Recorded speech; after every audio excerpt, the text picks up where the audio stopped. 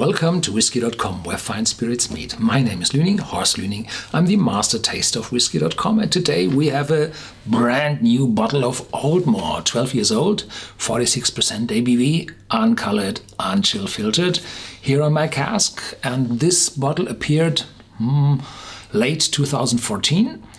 And, well, it's the first official bottling I know of from Oldmore.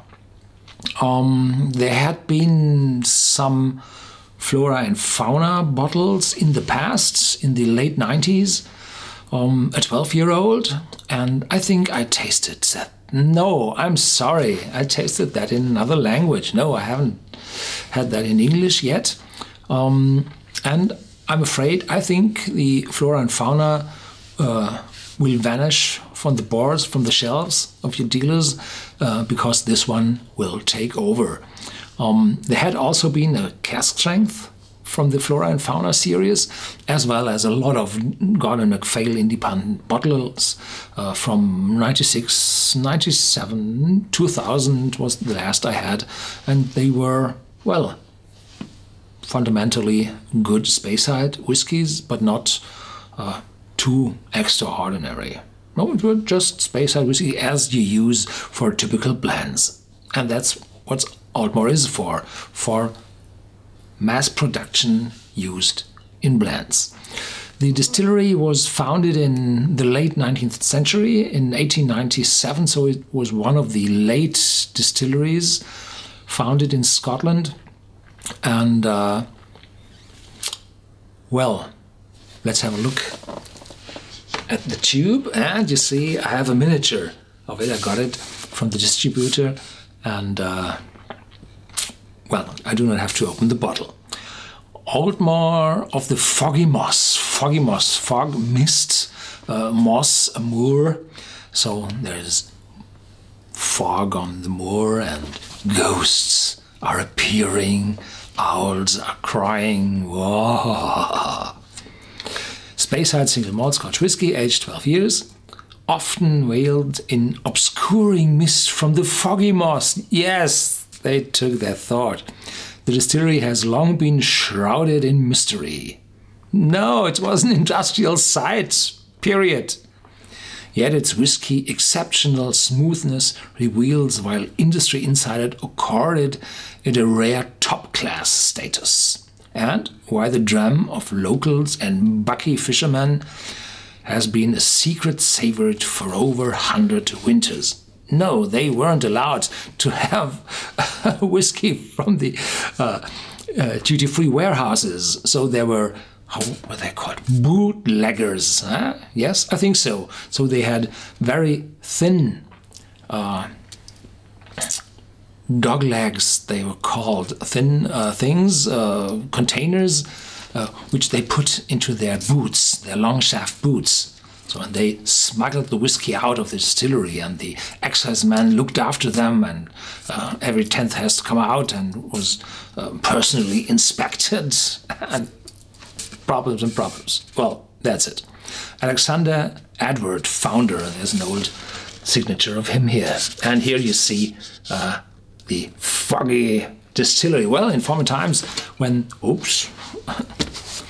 when the stills were heated by peat fire, there was a lot of exhaust from the distilleries, and those condensation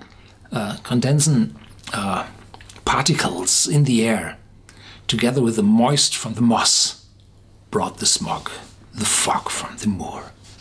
So then they switched over to oil or natural gas, or in the beginning coal. There were still some, as it was in London until 1956, when they prohibited coal firing in London. So there had been fog as well then, but later on.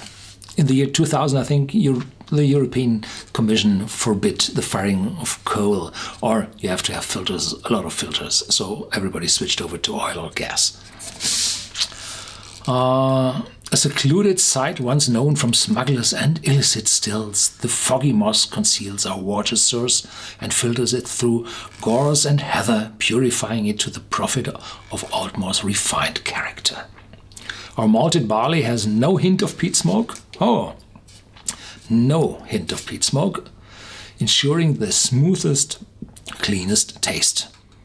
The rarest of Speyside classics has been distilled in handmade copper pot stills since 1897, yet for over a century it was only sold in limited editions aimed at collectors. Perhaps those Flora and Fauna series. Sometimes a slight taste of Aldmore could be found in a few local bars, but only if you know to ask for a nip of the Bucky Road. Bucky Road is where the Aldmore Distillery is located. It's the postal address. Natural color takes its color from our cask wood, so slightly varied hues are normal. This is important, but often people ask, I would like to have the other bottle, it's a little bit darker. So variation is what counts for single malt whiskies. Non-chill filtering. We don't chill filter our whiskey. Feel free to add ice and don't worry if it goes cloudy. So use ice. We don't care. Important is you buy this bottle. No, don't use ice. You lose 90% of the taste of the whiskey. There's a seal on top of this.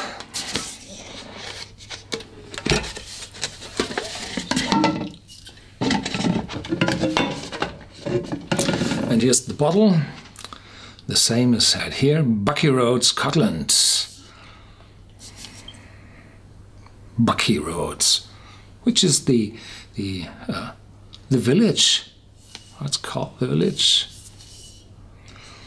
And here's the same said on the back. Well, and here it said, unique bottle, 39,224. It's seen here. So there's a huge batch of close to 40,000 bottles at least, probably more. So there should be no problem for supplies in the year 2015. We don't know how it will develop later on. So this miniature appears lighter than the whiskey in the bottle. This depends on, or this comes from the thickness of the bottle, so more of the light is absorbed inside the whiskey, and here it's quite thin, this bottle, so it's lighter.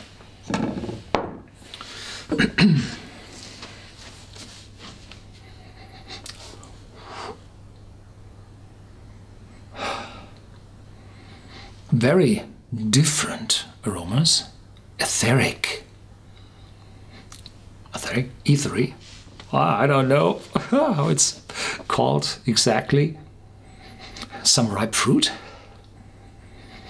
And in the back there's already oakiness.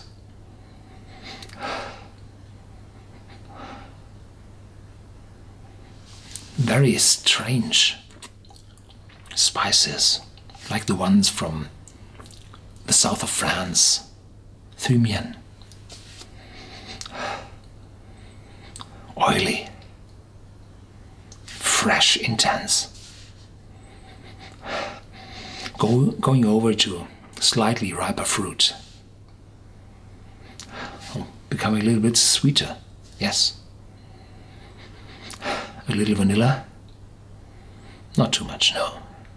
So, those are not first fill casks. No, there should be a decent amount of second fill casks. Ex-bourbon cask in that bottle too.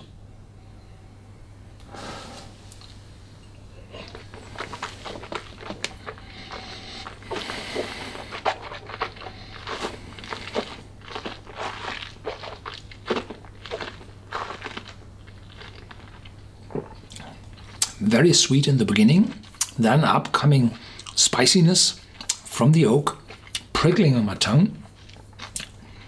And some maltiness coming up. Yeah. And vanilla becoming stronger. And the fruit are there.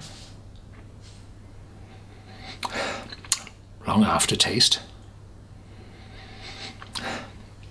Different, really different. This is a hidden jewel. Not that I would say it is one of the best. No, it's different, and that is what matters.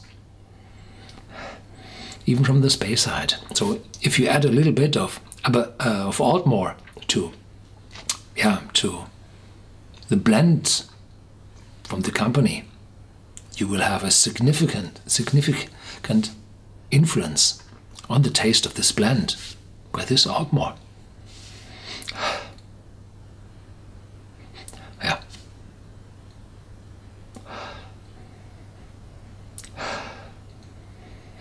It's a completely different single malt whiskey from the Speyside, not that typical, but, well, around 50, 60 euros, dollars, pound, whatever. Yeah, the dollar comes closer to the euro, or the euro comes closer to the dollar. So pounds, euros, dollars, whatever. The price will depend more on the location you buy this bottle, the local dealer where you buy this bottle, than on the global location of the bottle. Yeah, would it? Yes, probably. Thank you for watching Whisky.com. There's more to come. Stay tuned and feel free to share this video with your friends.